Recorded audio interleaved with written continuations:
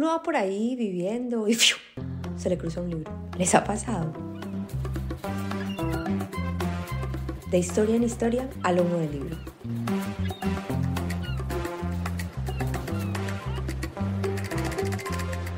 Yo soy Natalia y este es un podcast de libros que aparecen en momentos esperados e inesperados. Bienvenidas. Caminar por las dudosas certezas de la ciencia para descubrirse en la fe es un poco de lo que va el episodio de hoy. Disfruten. Y disfruten también los ruidos de los gatos que estaban por ahí presentes. Santiago Martínez, ¿cómo estás? ¿Qué más, baby? Bien, ¿y tú? Bien. Vamos a parar de fingir y que la gente sepa de una vez que estamos en la misma casa. Tú estás sentado en la sala y yo en la habitación. Sí, en habitaciones distintas. Exacto, porque no tenemos dos micrófonos, así que bienvenido todo el mecenazgo que quieran aportar a este podcast para yo poder tener dos micrófonos. Regálenle un micrófono. Yo vine a este podcast porque, por haberlo escuchado todo, un montón de gente le ha escrito, cómprenselo. Cierto. Bueno, baby, vamos a hablar de... Yo no siquiera sé de qué vamos a hablar. Tú me dijiste que tenías una historia que además partía del libro Autobiografía de un Yogi, pero eso es todo lo que sé. Así que arranquemos. ¿Qué tienes para contarme? Bueno, arranquemos. Yo le he estado pensando esta semana, pues yo te escribí porque quería participar a propósito de ese libro, pero luego le estuve pensando yo por qué quiero, pues, qué quiero contar, que sentí que a mí no me quedaba tan claro. eh, ese libro ha sido una cosa importante en mi vida, pues y ya llegaré a ese punto, pero antes, eh, un poco reflexionando, yo llegué como a una síntesis. Yo quiero hablar de fe y delirio. Fe y delirio. ¿Como Sí, dos ideas que te atraviesan o estás diciendo el nombre de algo, de una película que no conozco? dos ideas que me atraviesan. Perfecto. Dos ideas que me han sido extrañas, ajenas y también familiares. Ok, Tal vez un poco a través de este libro y de otros libros que quiero mencionar hoy. perfecto. Igual, Eh, pues te digo, si vas a escribir algún libro una vez en la vida, Fe y delirio, gran título. ya sé, es más, es que, o sea, igual yo realmente pensé en delirio y fe, pero suena mucho mejor fe y delirio. Total, pensaste eso y todo, me encanta el Lo compromiso con el pensé, sí. podcast. Sí, claro. Y listo, ¿y por qué? ¿De dónde sale la fe? ¿De dónde sale el delirio? ¿Qué tiene que ver eso con el libro? Pues a ver, hay que empezar un poquito antes para que tenga sentido por qué llegué a este libro. Adelante. Yo siempre he sido un gran aficionado de la ciencia. En general, yo me he entendido bien con la academia, en el colegio, en la universidad, y me acuerdo de momentos de mi vida entre los 15, 16, 17 años en que yo era una persona súper positivista. O sea, la ciencia era La única alfa y verdad. omega, la única verdad del universo y pues me da risa hoy pensándolo, unos 14 años después, pues qué tan incompleto era esa idea del mundo. Pero que igual Al fin, es una idea muy, muy difundida, pues, en la sí, sociedad en la que bastante nacemos. grande. Ujú, sí, Y una idea muy peligrosa cuando se encuentra con ciertos tipos con ciertos tipos de personalidad que además se la creen mucho. claro. Como la de Yo siendo Santiago. uno, Sí. como la mía, sí, sí, como la mía. Eh, Porque la ciencia, pues yo siempre he sentido que la ciencia no es meramente un método, la ciencia es una promesa de grandes cosas. Ok, Por supuesto, eso pertenece a la narrativa del positivismo, la ciencia salvará el mundo, pero, ah, pues y por ende, si tú practicas la ciencia, tú salvarás el mundo. claro. Eh, Y entonces, pues porque yo podría imaginarte como en ese papel, un poco, no solo de positivista y como de entregado a a la verdad que la ciencia promete, sino también como yo puedo hacer algo por el mundo, yo puedo salvar el mundo. sí, un poco. Yo desde el colegio, pues como yo me he entendido muy bien con los sistemas estructurados en mi vida, con la academia, por ejemplo, con las instituciones, o sea, siempre tuve un tránsito muy fluido por esos sistemas. Pues yo salí convencido de que eso iba a ser así siempre, de que a mí me esperaban en el medio de esos mismos sistemas grandes cosas. Y es que siempre le he apuntado a grandes cosas, pues he sido a la misma vez que una persona muy curiosa, también una persona muy ambiciosa. Sí. Um, y yo me gradué del colegio y empecé a estudiar una cosa muy extraña en mi vida, ingeniería física. Donde te Una... conocí. Correcto. Y, y desde el primer día en ingeniería física, pues, a ver, para uno estudiar ingeniería física tiene que tener mucho compromiso con eso, porque es una ingeniería bastante densa en Claro. contenido. Y una vez más, a mí no me iba mal, a mí me iba bien, me iba muy bien académicamente, pero había una cosa que a mí me empezó a flaquear en ese momento de mi vida. Yo me sentí siempre un ingeniero muy distinto, o no un ingeniero, a mí me da un poquito de vergüenza porque el grupo de amigos pues, que tenemos compartido me gozaba por ser un ingeniero en medio de los comunicadores, los De ilustradores, los puros artistas, los humanistas. arquitectos y de los humanistas. Pero y a la misma vez pues yo no estaba en ese grupo por error. Yo estuve pensando en este tema de fe y delirio y yo traje unas frases, unas citas de ciertos libros que han sido importantes en mi vida y que me Perfecto. gustaría ir diciéndolas cuando... Entonces, un primer libro con el que yo me obsesioné un poco en un momento pues, más adolescente, El lobo estepario de Hermann Hesse. Eh, y yo del libro no recuerdo mucha cosa, pero recuerdo que me gustó. Pero hay una frase que se me tatuó en el espíritu. Esa frase es: la mayor parte de los hombres no quieren nadar antes de saber. ¿No es esto espiritual? Y no quieren nadar naturalmente. Han nacido para la tierra, no para el agua. Y naturalmente no quieren pensar. Como que han sido creados para la vida, no para pensar. Claro, y el que piensa, el que hace del pensar lo principal, ese podrá acaso llegar muy lejos en esto.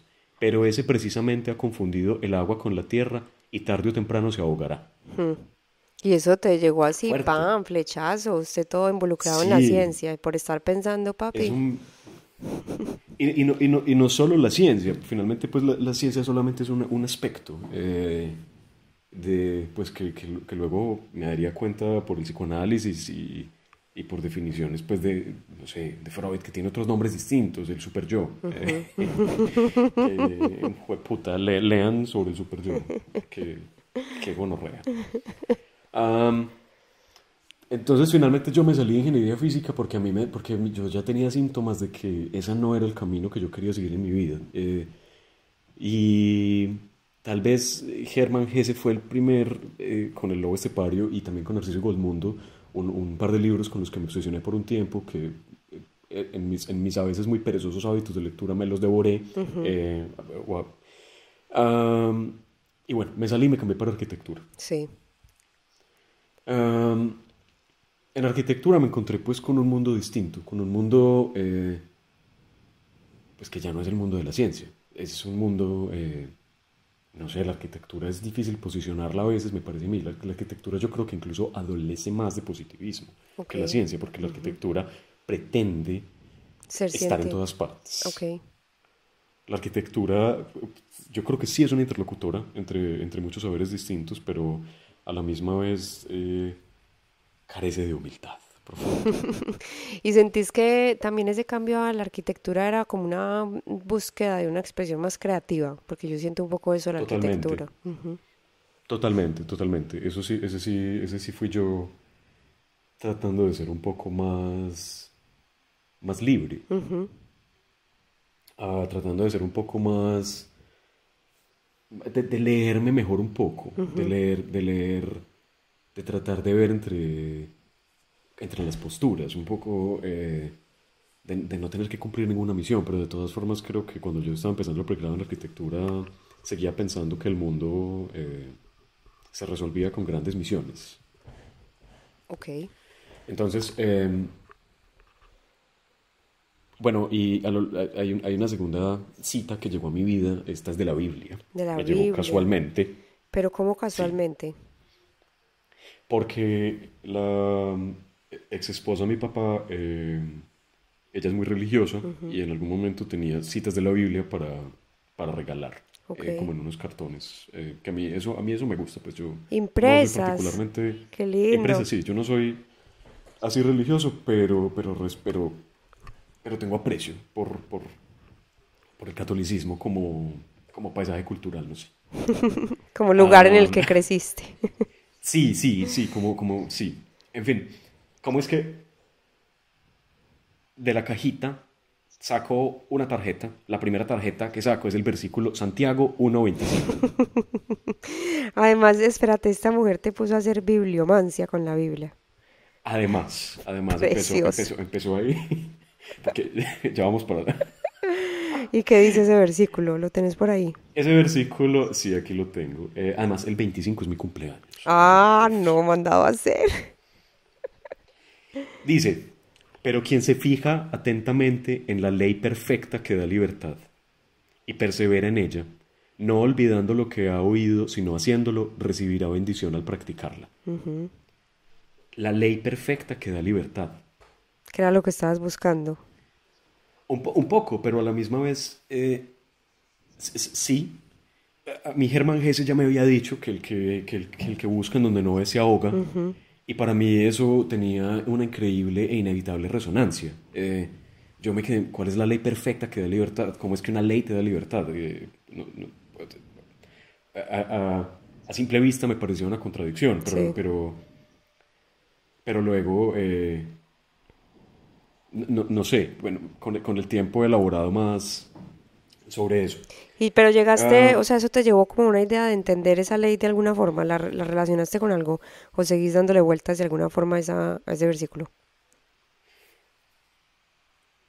pues yo le sigo dando vueltas a mi vida, sigue tatuado en mi mente, tanto que me lo sé de memoria un poco, pues casi que pues, lo puedo parafrasear. Ah, Porque me he dado cuenta, no sé, con los años he reflexionado que la ambición de lograr grandes cosas, que eran cosas que siempre me han acompañado en la vida, no me ha dado libertad. Eso, a todo lo contrario, eso ha sido mi propia prisión en muchos espacios. Y luego, pues, es que ahí llegaré a la autobiografía de un yogi. Perfecto. Sigamos entonces. Yo me iba a graduar de la universidad y yo me puse unas metas. Yo dije, quiero hacer una práctica en Europa. Y me la conseguí, la práctica en Europa. Y me fui para Suiza. Volví de Suiza y empecé a explorar aquí y allá. Estuve trabajando en un par de cosas que no me gustaban tanto. Luego dije, quiero hacer una práctica en la ONU. Y me la conseguí en México. Y yo sentía que yo iba camino al éxito. Y pues, es un poco...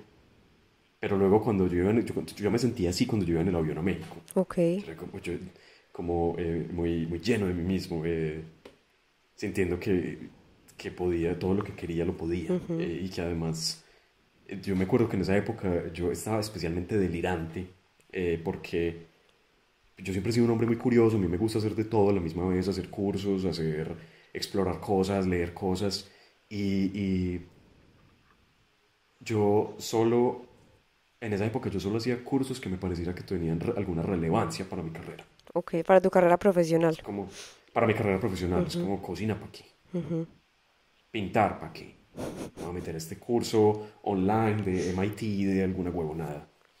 Pero me Ah, parece que no es, o sea, que viendo lo que te había pasado, que habías decidido, como que esas decisiones que habías tomado se habían hecho realidad, no me parece tan delirante o no es tan grande el delirio de decir voy camino al éxito, porque es que había pruebas detrás. claro, pero sí, es que no es delirio sino hasta que uno se choca. Ahí Claro, no había delirio todavía. claro. Luego, cuando yo llego a México, ah, no sabía qué hacer conmigo. Me recibieron como practicante. Yo hasta hice un esfuerzo económico, porque la ONU no paga nada. A los practicantes nada. Cero. Nada, No te nada. dan ni un dólar, ni un peso, ni Dios. nada. O sea, uno tiene que ir por puro amor, o por puro delirio. Yo estaba trabajando como freelancer en ese momento, mi papá me ayudaba un poquito, y yo iba a la oficina y yo llegué y no sabía qué hacer conmigo. Era como, ay, bueno, estás aquí, traduce este texto de español a inglés. Y yo como, bueno. Y seguían los días, y yo sentado en esa oficina y no me ponían a hacer nada. Me tocaba a mí buscar el trabajo, Ok. buscar y buscar. Hice un montón de traducciones. hasta que luego se dieron cuenta de que yo pues era una persona que tenía más capacidades que traducir de inglés a español y español a inglés.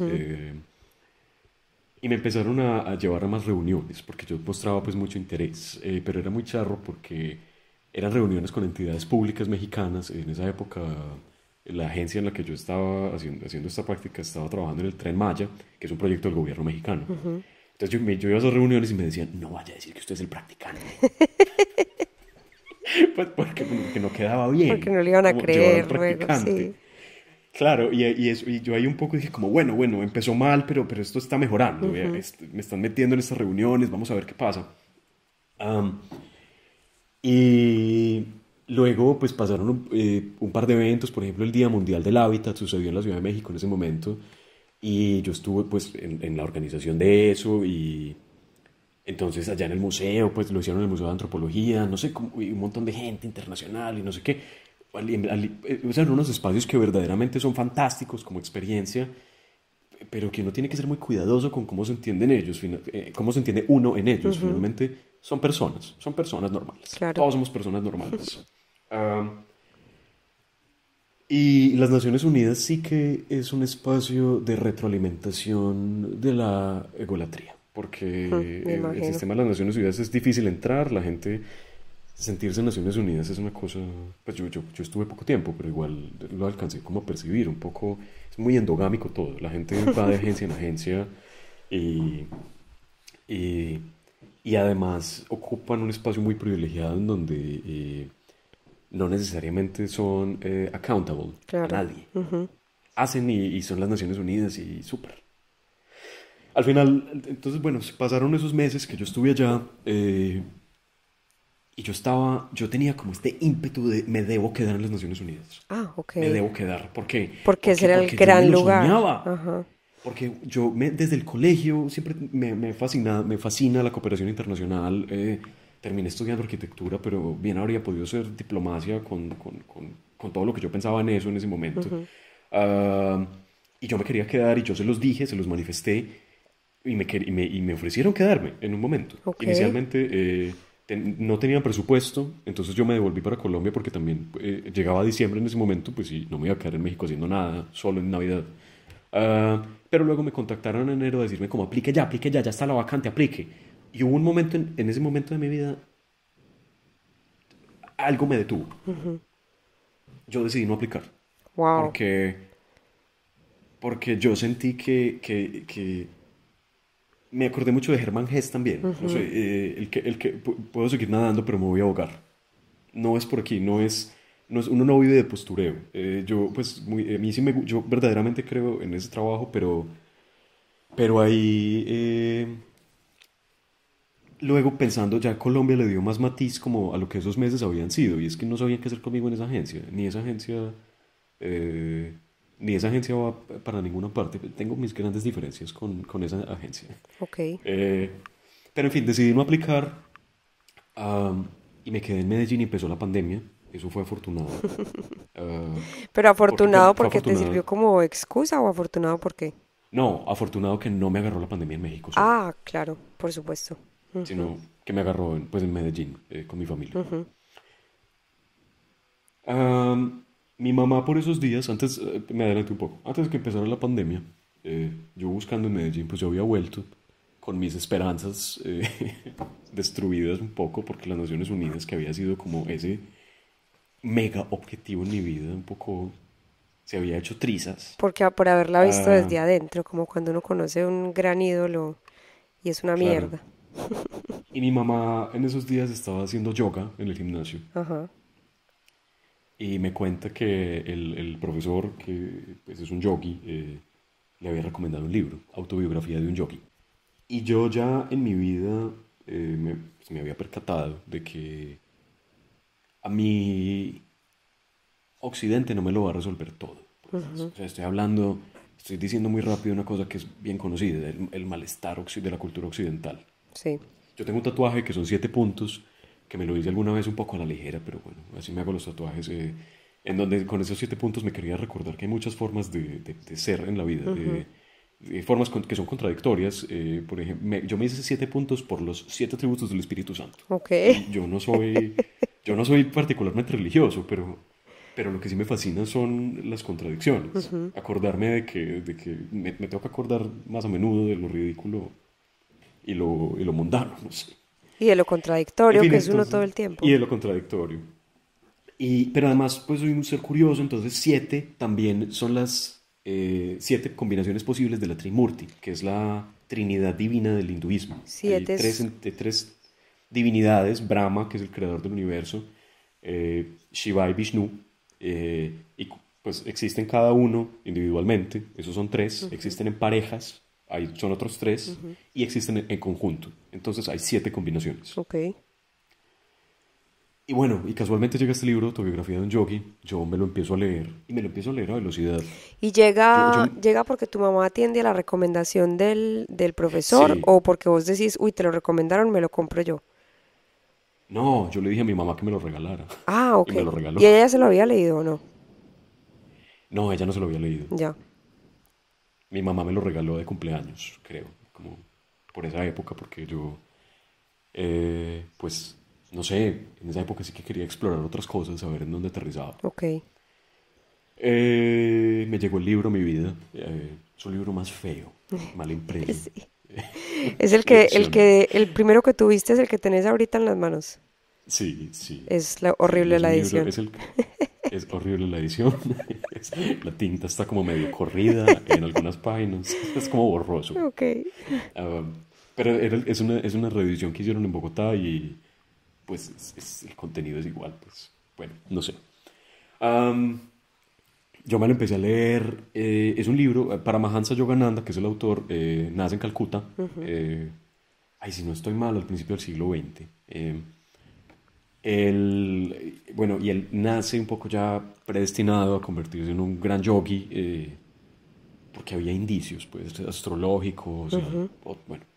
En fin, él empieza su educación como yogi y pues justamente este libro es un esfuerzo en donde él cuenta toda su vida, su niñez, su adolescencia, su adultez, todo su viaje para convertirse en un yogi, y luego viajar a California, porque se muda a California eventualmente, a empezar a difundir el yoga en Estados Unidos. Sí. Es realmente un poco... Es un libro que este libro es un título bastante grande en el mundo del yoga. Cosa que yo nunca, pues yo no practicaba yoga sino hasta este año. A mí este libro me llegó aleatoriamente en mi vida. ¿Y ese Yo me lo libro, empiezo a ese leer, libro no sí, te invitó a la práctica del yoga? sí, sí. ¿Y por qué Sí, atendiste a pero ella apenas ahora? por las que las cosas tienen que pasar cuando pasan, por la misma forma en la que no me terminaba este libro. Ah, ok. Wow, no te lo has terminado. ¿No? Ok. Me gusta, me gusta. Am, yo me lo empiezo a leer y pues Paramahansa Yogananda, pues él describe su vida, él habla de lo grande y lo pequeño. También es un libro escrito para occidentales. Él lo hace adrede, entonces él hace muchas comparaciones muy juiciosas con la vida de Jesucristo y de Buda, por ejemplo. Como hay unas similitudes estructurales muy importantes, pero también pero también compara cosas fascinantes como por ejemplo la radioactividad, pues que la describe Marie Curie.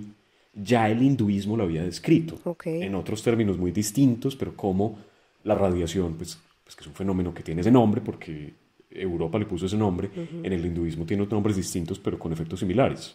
Claro. Entonces es un libro que a veces tal vez suena, cuando uno se lee todos los pies de página juiciosamente, porque qué gran trabajo de pies de página hace, con todas sus referencias y con todas sus explicaciones y de todos los términos, parece que estuviera haciendo demasiado esfuerzo de convencimiento, pero no, es un libro muy elegante, es un libro donde él habla de su vida y uno, tal vez lo que a mí más me impactó inicialmente es su profunda fe. Ok. Yo no soy un hombre de fe, yo, yo hoy en día tengo mi reencuentro con la fe, con el catolicismo, no sé, porque yo lo elijo, pero para mí la fe siempre ha sido una incógnita, y creo que mi cerebro funciona de esa forma, no tengo evidencia ni a favor ni en contra de, Pero, de la religión. pero Entonces elijo el escenario que más me gusta. me parece que oyendo hasta ese punto de la historia, no te has permitido nombrarte como un hombre de fe, pero sí sos un hombre de De fe. pronto. De pronto sí soy. Porque empezamos esta historia con una bibliomancia de la Biblia y todo este proceso de decir quiero esto, lo hago para No, eso tomar no esas puede ser. decisiones, eso requiere un convencimiento que finalmente es la fe, esto va a pasar. Y la bibliomancia continúa. Ok, ok. Yo me sigo leyendo el libro durante la pandemia, es un libro divertido. Voy a traer aquí, voy a mencionar otro libro, un gran libro en mi vida, que ese sí me lo devoré. Hay libros que yo me leo a velocidad tortuga y hay otros que en una sentada. El tercer ojo de Lobsang Rampa. Ok. Lobsang Te Rampa es un autor autoproclamado tibetano. Autoproclamado. Sí, él, cuando uno investiga un poco su vida, ese libro me lo regaló mi papá. Es un libro en donde Lobsang Rampa, es también un autobiográfico en tres partes. Eh, el primero es El tercer ojo, el segundo El médico del Tíbet y el tercero, ay, si no estoy mal, El manto amarillo. Él cuenta cómo él nace un poco también predestinado a ciertos lugares en la sociedad tibetana, que es una sociedad budista. Bueno, y él cuenta, pues, su narración es bellísima. Él habla de las planicies amarillas del Tíbet y los yak y la Zampa y los viajes él vive en Lhasa, la capital. Sí.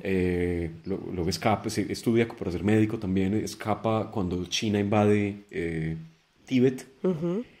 Am, en fin, luego terminan, después de muchos vicisitudes, terminan en el Reino Unido. Gran libro, léanselo. Ah, pero él siempre fue muy controversial porque realmente él era un hombre británico que se llamaba Cyril no Ah, sé qué, ok. ¿Y cómo llegó ajá, allá? que, des- que decía que él ya no era Cyril, ese era el cuerpo de Cyril, pero Lobsang Rampa había hecho transmigración de las almas y había tomado el cuerpo de Cyril. Ok. Es decir, Cyril le había cedido su cuerpo, porque ese era su rol en el mundo, para que Lobsang Rampa abandonara su cuerpo agotado, tomara el cuerpo de Cyril para producir su obra. Ok. Y Ahora, hay como una, ¿cómo lo digo? ¿Alguna controversia al respecto? ¿O es una cosa como que es... hay mucha controversia al respecto. Ok, me imagino. Hay gente que lo toma por farsante, hay gente que lo cree, hay gente que lo... Pero lo que pues, a mí esa pregunta me parece irrelevante y ahí es donde estoy de acuerdo en que llegamos a la fe. A mí no me importa, es tan bello y lo recuerdo con tanto amor y con tanta ligereza, que para mí es totalmente irrelevante y es en donde la ciencia se empieza a desdibujar un poco. Porque además también lo que te pasa ahí entonces es que te es irrelevante un poco quién está detrás del libro, sino que lo que te llega es lo que está ahí, el objeto que te llegó y las palabras que te llegaron y pues quien sea que lo haya escrito tal vez no tiene tanta relevancia sino precisamente lo que dijo, ¿no? Y sí, y además creo que hay otro factor y es que cuando yo me he enfrentado a libros como ese, como autobiografía de un yogi, en donde él también, así como Lobsang Rampa en sus libros describe pues un montón de sucesos que se podrían pues, que podrían resultar esotéricos desde una perspectiva occidental, y lo mismo que para Mahansa Yogananda. Ahí yo me he enfrentado a un dilema en mi vida, que es que al no ser un hombre de fe, no lo sé, me parece interesante lo que dices, pero al no haberlo sido, pues yo siempre me he parado, si me he sentido parado ante una línea imaginaria que me pregunta si creo o no creo, pues si yo entonces elijo lo que más me gusta, elijo el mundo más divertido posible, el mundo que me hace más libre, y el mundo que me hace más libre es el mundo en donde suceden todas estas cosas de estos libros, ¿En en dónde donde crees? y ahí, sí, en donde creo, y tal vez esa sí es la ley perfecta que da libertad. Ok. Am, Volviendo un poco a la libromancia, entonces sucede la pandemia, yo estaba muy perdido en mi vida, igual, un poco con unas ideas muy locas todavía, como de hacer grandes cosas, y es que si no es la ONU, no es por estas razones, porque es una entidad que no tiene nada que ver con lo local ni lo territorial, no tiene dientes, entonces quiero trabajar, me dije a mí mismo, quiero trabajar ahora en el sector público colombiano, en el sector urbano. Ok. Y ahí me encuentro con la primera frase poderosa de autobiografía de un jockey. Lo dice en... Espérame que aquí la tengo en el libro, abro la página. Adelante. Lo dice en un pie de página. Menos mal no te lo saltaste. Las escrituras hindúes declaran que aquellos que habitualmente hablan la verdad podrán desarrollar el poder de materializar sus palabras. Los mandatos que se pronuncian con el corazón se harán reales en la vida. Yoga Sutras 2.36. Ok. Pues si yo ese día que leí esto dije, aquí manifestando, voy a entrar al sector público colombiano. Y ese día le escribí a una profesora de la universidad, le dije como, hey, me interesa esto, no sé si conoces. Pues al otro día me llaman. Y a la semana siguiente me entrevistan y una semana después empiezo a trabajar. Santiago. ¿Y yo qué dije? Pues mi voluntad es real. Claro. Lo que deseo lo Pues tengo. lo que deseo lo tengo. Y entonces pues ahí un poco, no sé, pues empecé a trabajar y una vez más me enfrenté a una decepción tremenda. Yo no podía dormir. Yo no entendía, el primer día que yo empecé a trabajar, yo tenía una emoción increíble y después del primer día de trabajo en donde nada fue lo que yo me imaginaba. Yo no pude dormir, yo tenía una ansiedad espantosa. Yo tenía pesadillas de que me hacían irme a vivir a Bogotá. Y Dios para mí era mío. extremadamente contradictorio, porque yo siempre había querido irme a vivir a Bogotá. Y yo no entendía nada. Eh, Pero y ahí ese primer día te pareció desilusionante, ¿por qué? no me pareció decirlo, no hay una respuesta objetiva para esa pregunta. Es que yo no tenía una imagen clara de lo que la cosa iba a ser. Ok.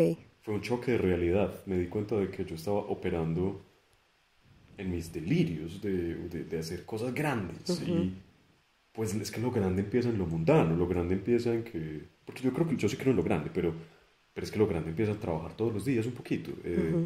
Y trabajar todos los días un poquito no es glamuroso, es trabajar todos los días un poquito. Sí. Y esa idea pues a mí me costaba un montón, pues yo ahora creo que la tengo más clara, pero en ese momento yo tuve una reacción psicológica brutal. Yo no dormía. Y dije, aquí necesito terapia. Y necesito, yo había ido a terapia en el pasado, un poco de psicología y no sé qué. Pero yo como soy diablantinoso dije, Lo que necesito es vamos a probar el psicoanálisis. psicoanálisis. Sí. Lo que necesito es hablar y hablar y sentarme a hablar y sentarme a hablar porque es que a mí no me funciona. A mí no me funciona que me digan las verdades. A mí no, a menos que sean libros proféticos, así sí, pero...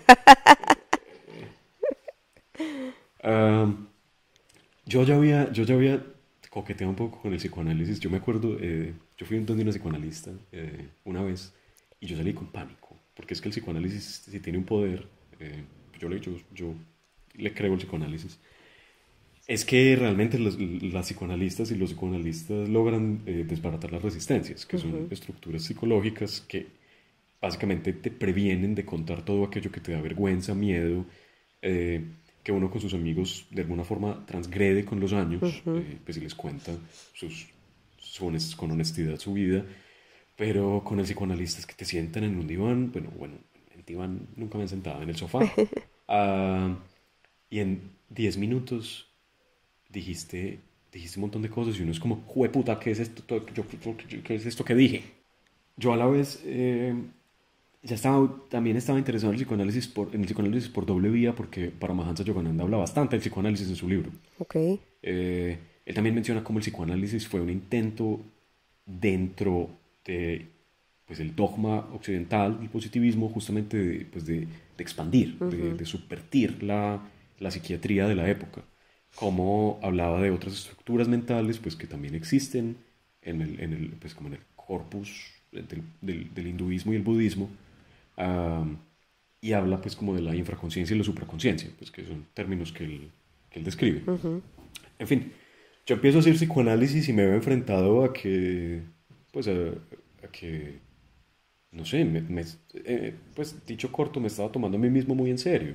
Tenía un super yo muy peligroso Claro. que, Eras el centro del que, mundo. que, básicamente, y a mí nada me iba a funcionar nunca en la vida si yo seguía pensando así. Así yo me encontrara con profecías autocumplidas, como este libro, eh,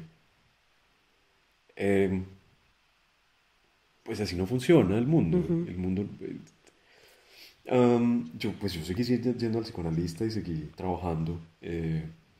Y en algún momento yo no sabía qué hacer, pues a mí se me iba a acabar el contrato, yo era contratista. Am, y tenía que decidir si iba a continuar en ese trabajo o no, entonces pues consulté de nuevo a Ok. Paramahansa Yogananda. Así Y como abro el libro, aleatoriamente. sí, ahí sí pura libromancia, abro el libro en cualquier parte, como intenciono mi pregunta, abro el libro, a ver qué me responde. Y llega y me responde esta frase. Mi gurú, sin embargo, fue inexorable. Debes asistir a la universidad, no debes dejar de obtener tu título. Más adelante comprenderás el significado de este episodio. Wow. Yo, pues, por supuesto, yo no estaba atendiendo la universidad, pero se entiende. Me Claro, dice, claro. persiste. Ajá. Y pues yo me lo tomé en serio. Yo dije, bueno, vamos a ver, el que tiene que trabajar no es el trabajo, el que tiene que trabajar soy yo. Ajá. Pues tengo que hacer trabajo sobre mí mismo, cambiar, no sé, para liberarme, no sé, una vez más siempre resuena en mi mente cuál es la ley perfecta que da libertad. Sí. Hoy no sé, pero sí me di cuenta de una cosa. La ley perfecta que da libertad es la ley perfecta que me da libertad de mí mismo. Porque en muchas ocasiones, y eso fue un gran momento de inflexión en mi vida, a través también del psicoanálisis me di cuenta pues, de que yo estaba siendo prisionero de mí mismo, prisionero de mi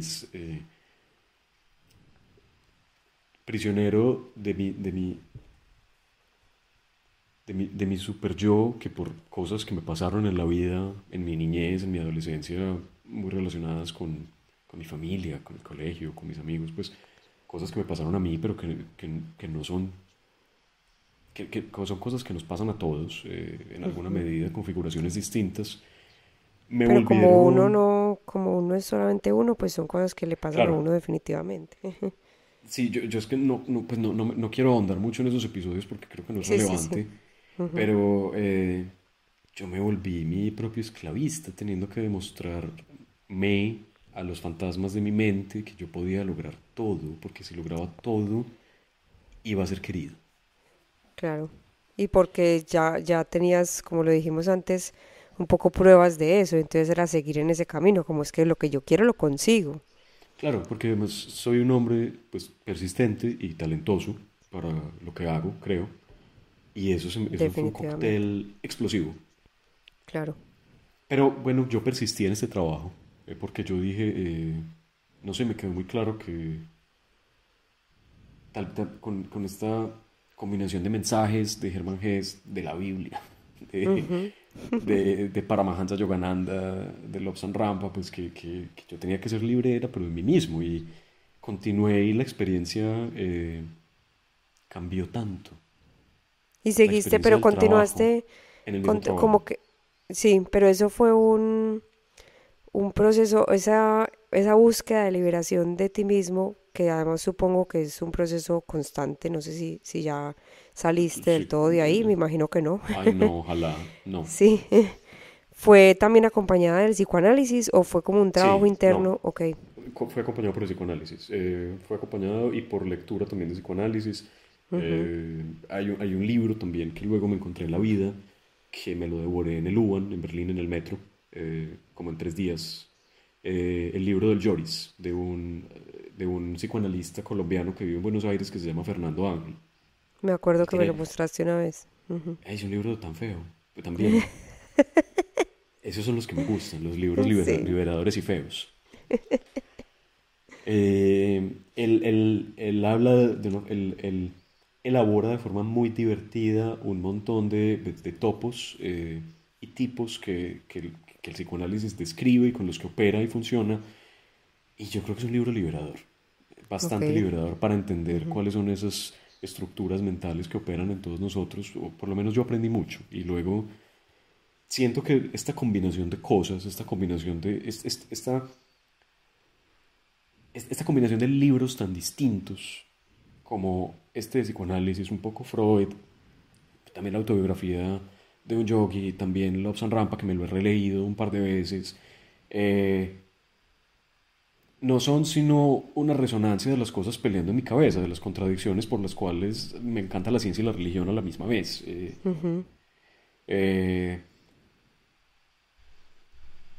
Desde ese momento en el que el psicoanálisis, pues, o por lo menos a mí, fue lo que me sirvió, no sé.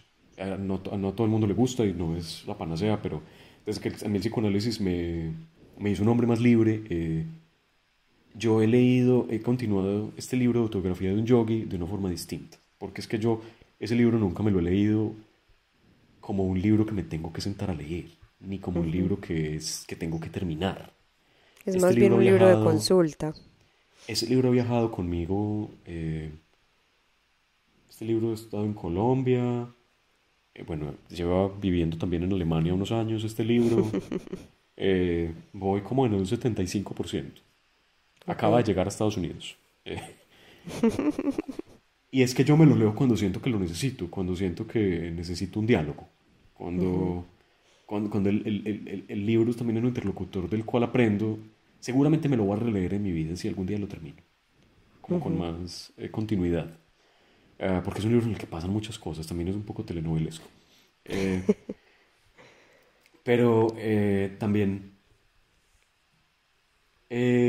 hay, a- ahora, en las últimas lecturas que he hecho de este libro, he apreciado una dimensión que tal vez antes me era un poco más invisible o captaba menos mi atención y ahora la capto más, y es que eh, el autor, pues Paramahansa Yogananda, que además él cuenta su vida, él cuenta sus aventuras, no sé, lo que le ha pasado, él profesa una entrega y confianza absoluta a lo que él llama en el libro de muchas formas, el universo, Dios, el amor universal, eh, no sé, llámese como sea, la providencia, no sé.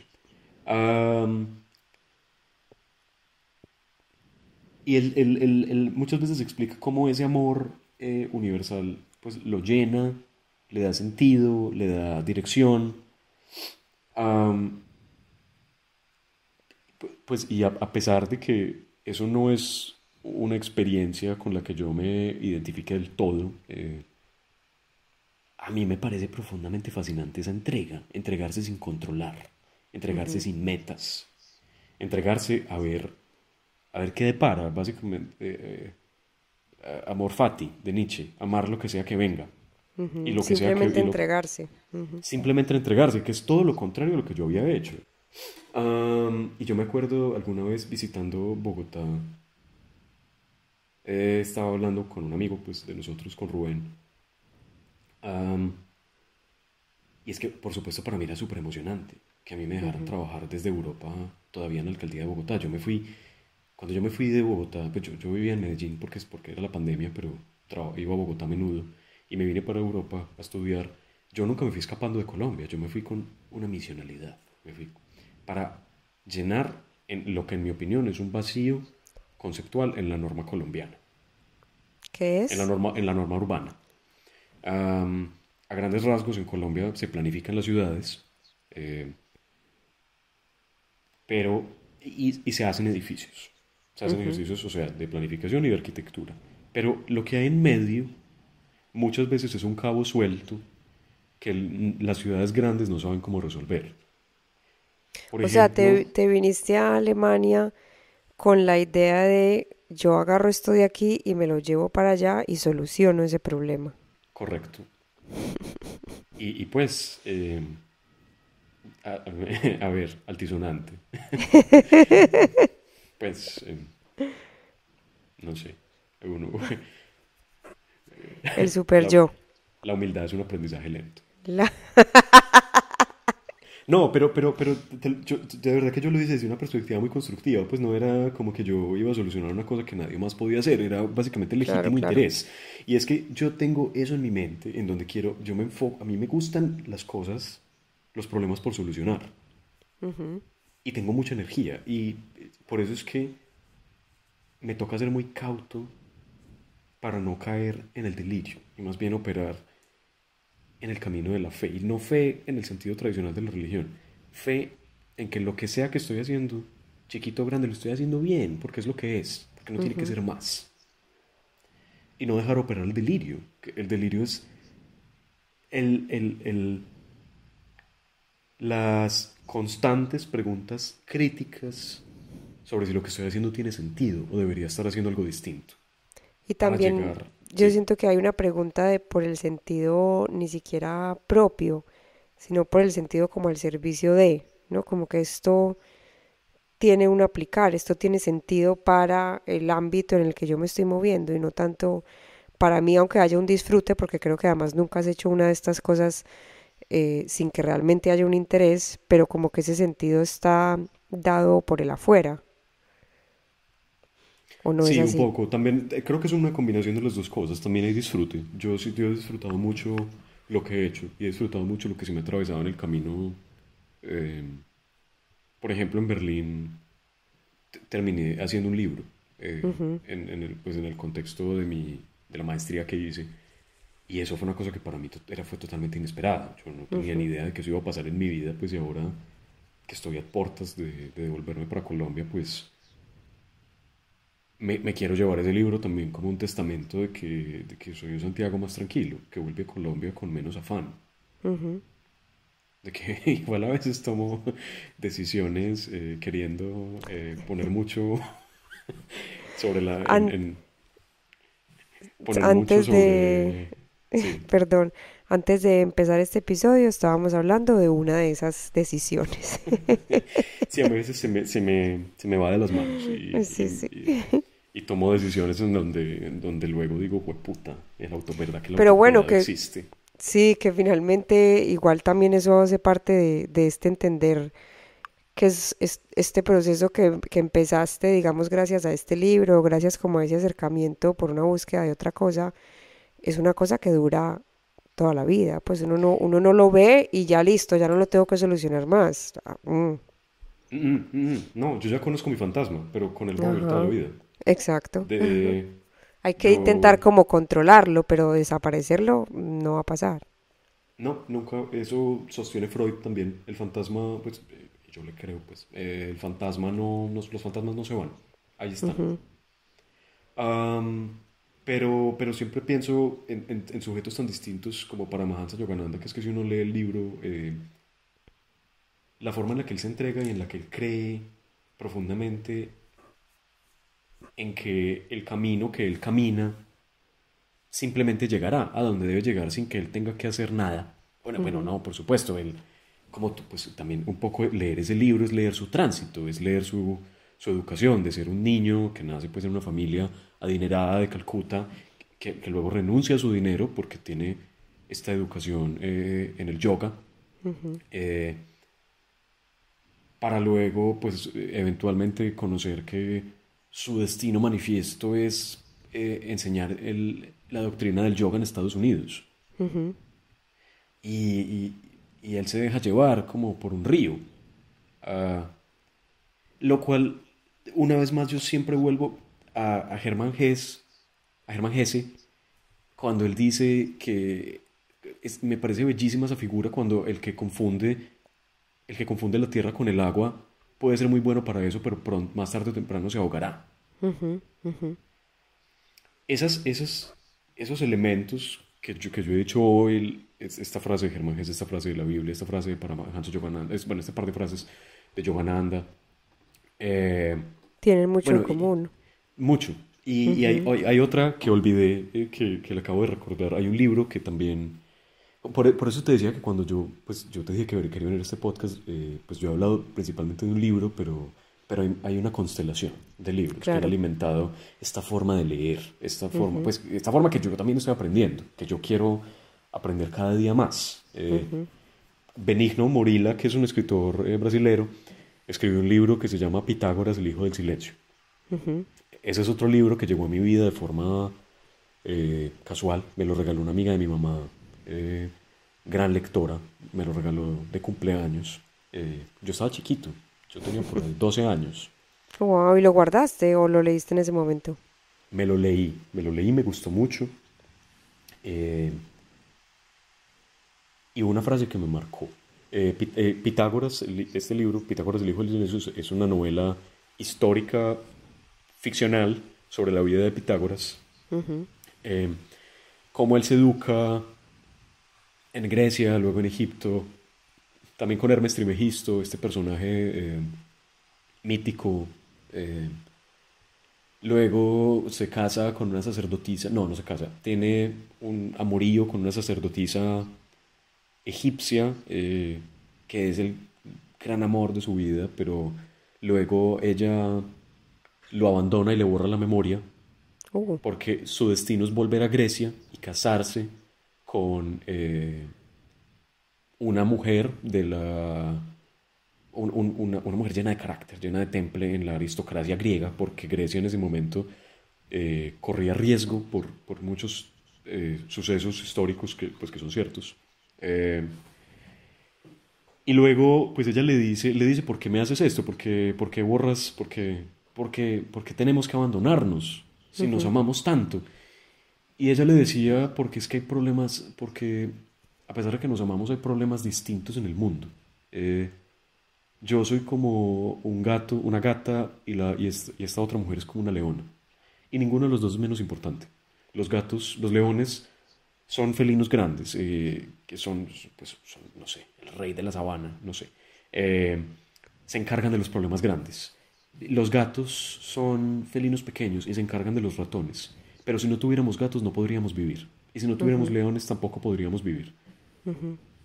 Entonces, eso a mí me parece interesante esa perspectiva que da ahí, pues que pone ahí el autor en relación con todo lo demás que estoy diciendo, porque es que los problemas pequeños o las misiones pequeñas no son más insignificantes que las misiones grandes. Y Lo eso que es algo que decías a mí me... ahorita como de la simpleza, de mirar no solo como las cosas densas, sino como las cosas más sutiles que finalmente la acumulación, o sea, la densidad está hecha de cosas sutiles, ¿no? Sí. Y ese libro, pues también tiene una historia divertida, como libros que me han llegado a mi vida. Lo perdí porque lo presté y no me Ok. acuerdo a quién. Y si alguien escucha este podcast, me lo puede devolver. Eh, pero luego, esta amiga de mi mamá, alguna vez le comenté, no, años después, tal vez 12 años después, le dije como, ay, este libro que me regalaste que me gustó mucho, lo perdí, lo presté y no Ujú. me acuerdo a quién. Me lo volvió a regalar. Ay, qué bello. Ajá. Y ahora lo Entonces tienes todavía. sí, pero lo tengo en Colombia. Ok, Ah, y me lo releí. Cuando me lo regaló, me lo releí. qué bueno. Y bueno, y después de toda esa distancia temporal, te siguió hablando el libro. Sí, yo creo que sí. Todos los libros que yo he mencionado hoy, Narciso y Cosmundo, El Lobo Estepario, Pitágoras, el Hijo del Silencio, Autobiografía de un Yogi, El Tercer Ojo de Lobsang Rampa, son libros que tienen una cosa en común. Tienen un protagonista masculino, eh, pues que por supuesto a mí me resuena, conflictuado por su propio destino, Ujú, conflictuado por las cosas que debe hacer, eh, y por las que termina haciendo, ujú, por navegar la tensión entre el destino manifiesto y la vida cotidiana. ujú. Y cómo no ahogarse, pues en el lobo estepario Harry Haller se ahoga. Eh, en Narciso y Goldmundo, Goldmundo eventualmente se muere. No me acuerdo cómo se muere, creo que de una infección. Eh, en Lobsan Rampa, pues bueno, interesante de venir Transmigración de las Almas y volverse autor famoso en el Reino Unido. Eh, y pues en Paramahansa Yogananda, en Autobiografía de un Yogi, no sé porque no me lo he terminado. Ya sabrás algún día, no hay Ya afán. sabré. Creo que para sintetizar, yo sigo buscando cuál es la ley perfecta que me da libertad. Y esta frase, pues que ya la dije hace unos minutos, pero la quiero decir de nuevo, es libertad de mí mismo. Es libertad de, por ejemplo, ahora que vuelvo a vivir a Colombia, libertad para sentir que todo lo que hice y todo lo que no hice aquí es suficiente. Es perfecto, es perfecto. Que tal vez esa ley, porque al principio también hablabas de que lo contradictorio que es pensar en que una ley, que es una cosa tan estricta, pueda dar libertad, finalmente esa ley puede ser como un poco esa disciplina que has ido construyendo para entrar como en ese camino de la libertad, o sea, como ser muy disciplinado, ser de alguna manera muy estricto con esa búsqueda y con esa sensación, con ese deseo de, y finalmente experimentar un poco más la libertad. No sé si uno llega a ser libre, creo que no completamente, pero poder experimentarla mejor. Pues sí, yo creo que yo creo que la libertad es una construcción, no es un destino. Yo creo que es como tú dices. Yo creo que es una cosa que se experimenta para la cual a veces para la cual hay que permitírselo. Hay que estar en disposición. Ujú. Un último libro que yo quería mencionar y lo olvidé y ahora reaparece. Y bueno, pues tú apareció cuando tenía que aparecer. Es el... Se llama Le Voyageur Magnifique, el viajero magnífico. Es un libro Ok, francés. Es un libro que me encontré también de casualidad en una de esas repisas donde pone libros para regalar. sí. ¿Aquí o dónde? En Francia, Ok. en el país más hermoso de Europa. Bueno, sí, no es Alemania. Ay, ay, ay. Hacemos otro capítulo para hablar de esto, pero bueno. Pero ese es otro libro de viajes en el interior y al exterior. Eh, Otro que no me he terminado.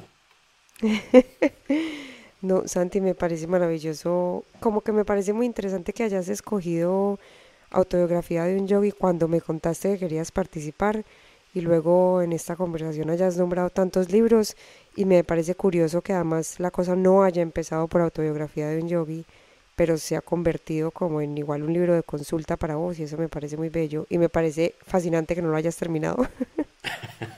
Sí. De pronto tiene un final bien maluco. Yo sé. O una cosa bien reveladora. También. Pero se me será revelada cuando tenga que ser revelada. Exactamente, así será. Sí. Baby, te agradezco muchísimo por contar esta historia y que Gracias a tengas ti. que tengas una linda noche en mi compañía. Vamos a pedir comida. Vamos a pedir comida. Aquí estamos como a 10 metros.